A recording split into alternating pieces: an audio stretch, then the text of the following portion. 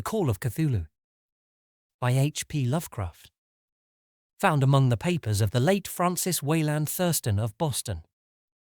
Of such great powers or beings there may be conceivably a survival of a hugely remote period when consciousness was manifested, perhaps, in shapes and forms long since withdrawn before the tide of advancing humanity, forms of which poetry and legend alone have caught a flying memory, and called them gods, monsters, mythical beings of all sorts and kinds. Algernon Blackwood. Chapter 1. The Horror in Clay. The most merciful thing in the world, I think, is the inability of the human mind to correlate all its contents. We live on a placid island of ignorance in the midst of black seas of infinity, and it was not meant that we should voyage far. The sciences, each straining in its own direction, have hitherto harmed us little. But some day the piecing together of dissociated knowledge will open up such terrifying vistas of reality, and of our frightful position therein, that we shall either go mad from the revelation or flee from the deadly light into the peace and safety of a new dark age. Theosophists have guessed at the awesome grandeur of the cosmic cycle wherein our world and human race form transient incidents. They have hinted at strange survivals in terms which would freeze the blood if not masked by a bland optimism. But it is not from them that there came the single glimpse of forbidden eons which chills me when I think of it and maddens me when I dream of it. That glimpse, like all dread glimpses of truth, flashed out from an accidental piecing together of separated things, in this case an old newspaper item and the notes of a dead professor. I hope that no one else will accomplish this piecing out. Certainly, if I leave, I shall never knowingly supply a link in so hideous a chain. I think that the professor, too, intended to keep silent regarding the part he knew, and that he would have destroyed his notes had not sudden death seized him. My knowledge of the thing began in the winter of 1926-27 with the death of my grand-uncle George Gamble Angell, Professor Emeritus of Semitic Languages in Brown University, Providence, Rhode Island. Professor Angell was widely known as an authority on ancient inscriptions, and had frequently been resorted to by the heads of prominent museums, so that his passing at the age of 92 may be recalled by many. Locally, interest was intensified by the obscurity of the cause of death. The professor had been stricken whilst returning from the Newport boat, falling suddenly, as witnesses said, after having been jostled by a nautical-looking African who had come from one of the queer dark courts on the precipitous hillside which formed a short cut from the waterfront to the deceased's home in Williams Street. Physicians were unable to find any visible disorder, but concluded after perplexed debate that some obscure lesion of the heart, induced by the brisk ascent of so steep a hill by so elderly a man, was responsible for the end. At the time I saw no reason to dissent from this dictum, but latterly I am inclined to wonder, and more than wonder. As my grand-uncle's heir and executor, for he died a childless widower, I was expected to go over his papers with some thoroughness, and for that purpose moved his entire set of files and boxes to my quarters in Boston. Much of the material which I correlated will be later published by the American Archaeological Society, but there was one box which I found exceedingly puzzling, and which I felt much averse from showing to other eyes.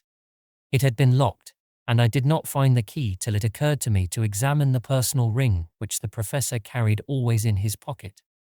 Then indeed I succeeded in opening it, but when I did so seemed only to be confronted by a greater and more closely locked barrier.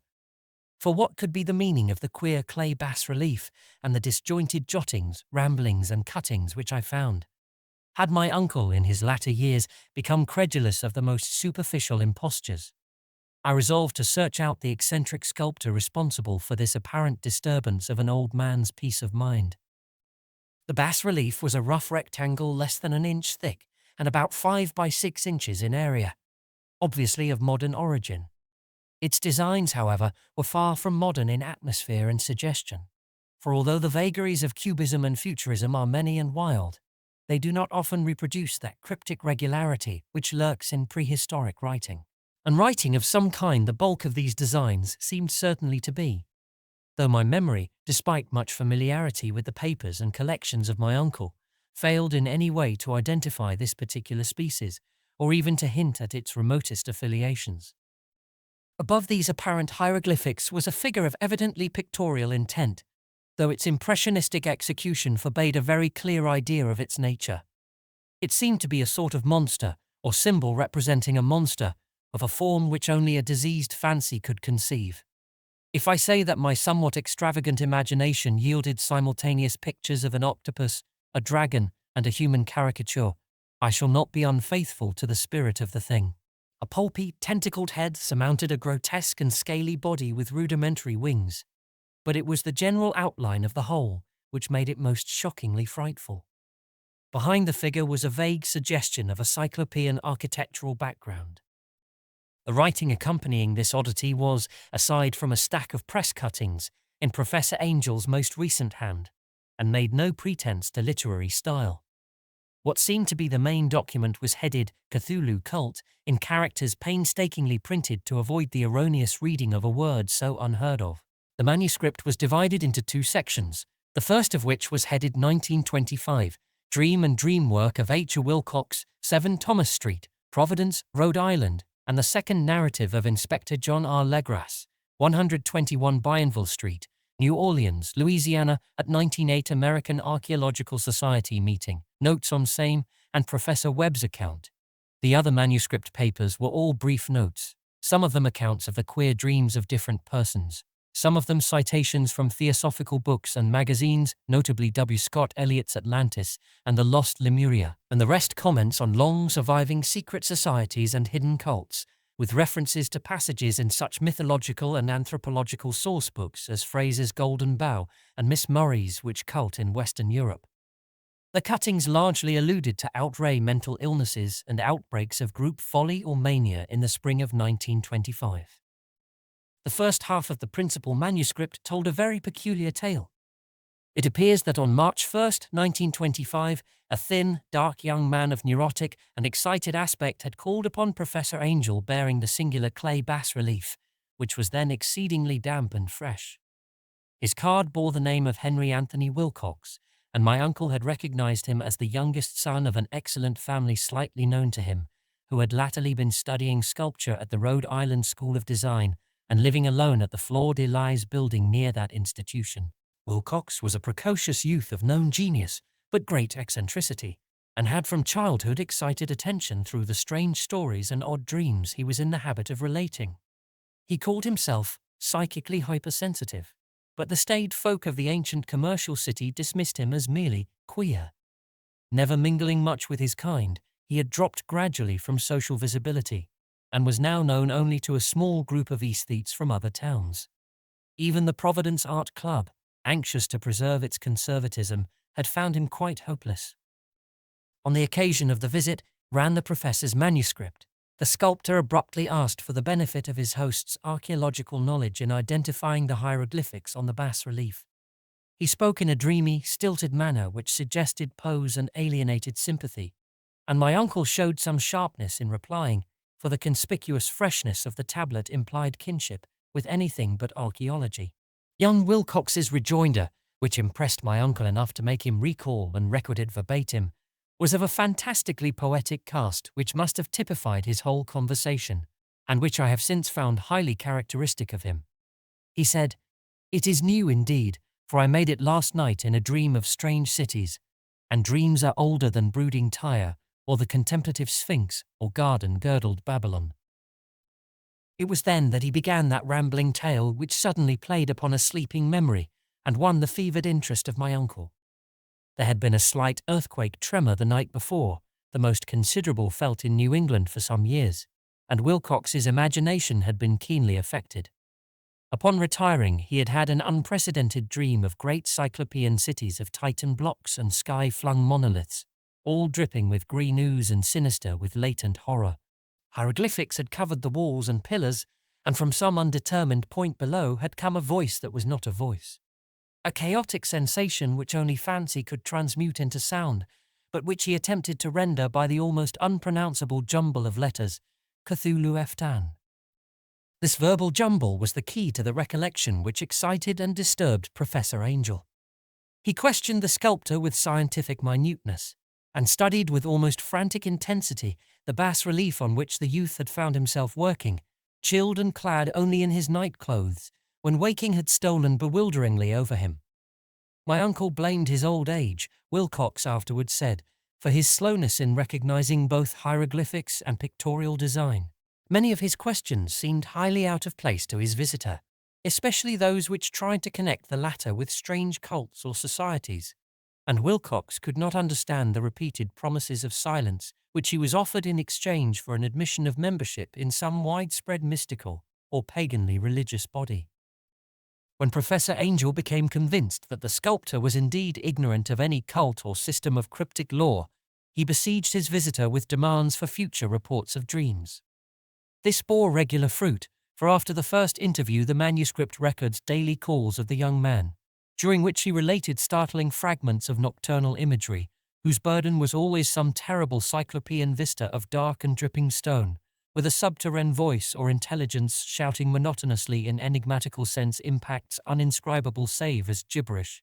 The two sounds most frequently repeated are those rendered by the letters Cthulhu and Arlaye. On March 23rd, the manuscript continued. Wilcox failed to appear, and inquiries at his quarters revealed that he had been stricken with an obscure sort of fever and taken to the home of his family in Waterman Street. He had cried out in the night, arousing several other artists in the building, and had manifested since then only alternations of unconsciousness and delirium. My uncle at once telephoned the family, and from that time forward kept close watch of the case, calling often at the Thayer Street office of Dr. Toby, whom he learned to be in charge. The youth's febrile mind, apparently, was dwelling on strange things, and the doctor shuddered now and then as he spoke of them. They included not only a repetition of what he had formerly dreamed, but touched wildly on a gigantic thing, miles high, which walked or lumbered about.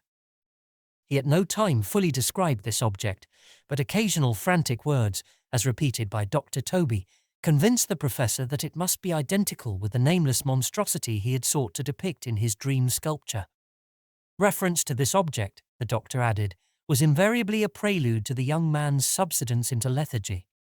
His temperature, oddly enough, was not greatly above normal, but his whole condition was otherwise such as to suggest true fever rather than mental disorder. On April 2nd at about 3 p.m. every trace of Wilcox's malady suddenly ceased. He sat upright in bed, astonished to find himself at home and completely ignorant of what had happened in dream or reality since the night of March 22nd. Pronounced well by his physician, he returned to his quarters in 3 days, but to Professor Angell he was of no further assistance. All traces of strange dreaming had vanished with his recovery, and my uncle kept no record of his night thoughts after a week of pointless and irrelevant accounts of thoroughly usual visions. Here the first part of the manuscript ended, but references to certain of the scattered notes gave me much material for thought, so much, in fact, that only the ingrained skepticism then forming my philosophy can account for my continued distrust of the artist. The notes in question were those descriptive of the dreams of various persons covering the same period as that in which young Wilcox had had his strange visitations. My uncle, it seems, had quickly instituted a prodigiously far-flung body of inquiries amongst nearly all the friends whom he could question without impertinence, asking for nightly reports of their dreams and the dates of any notable visions for some time past. The reception of his request seems to have been varied, but he must, at the very least, have received more responses than any ordinary man could have handled without a secretary. This original correspondence was not preserved, but his notes formed a thorough and really significant digest. Average people in society and business, New England's traditional salt of the earth, gave an almost completely negative result, though scattered cases of uneasy but formless nocturnal impressions appear here and there, always between March 23rd and April 2nd, the period of young Wilcox's delirium. Scientific men were little more affected, though 4 cases of vague description suggest fugitive glimpses of strange landscapes, and in one case there is mentioned a dread of something abnormal. It was from the artists and poets that the pertinent answers came, and I know that panic would have broken loose had they been able to compare notes. As it was, lacking their original letters, I half suspected the compiler of having asked leading questions, or of having edited the correspondence in corroboration of what he had latently resolved to see. That is why I continued to feel that Wilcox, somehow cognizant of the old data which my uncle had possessed, had been imposing on the veteran scientist. These responses from aesthetes told a disturbing tale.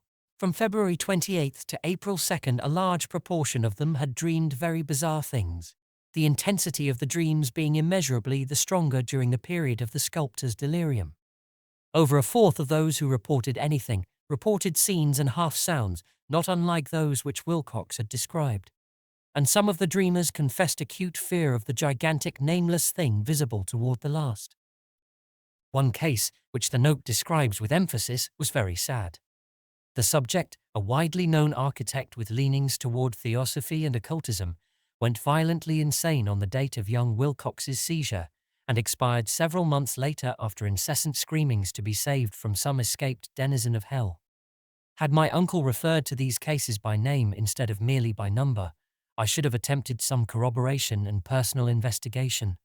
But as it was, I succeeded in tracing down only a few. All of these, however, bore out the notes in full. I have often wondered if all the objects of the professor's questioning felt as puzzled as did this fraction. It is well that no explanation shall ever reach them. The press cuttings, as I have intimated, touched on cases of panic, mania, and eccentricity during the given period. Professor Angell must have employed a cutting bureau, for the number of extracts was tremendous and the sources scattered throughout the globe. Here was a nocturnal suicide in London, where a lone sleeper had leaped from a window after a shocking cry. Here likewise a rambling letter to the editor of a paper in South America, where a fanatic deduces a dire future from visions he has seen.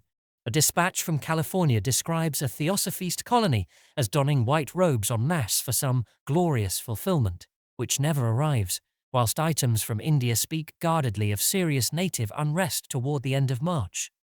Voodoo orgies multiply in Haiti, and African outposts report ominous mutterings.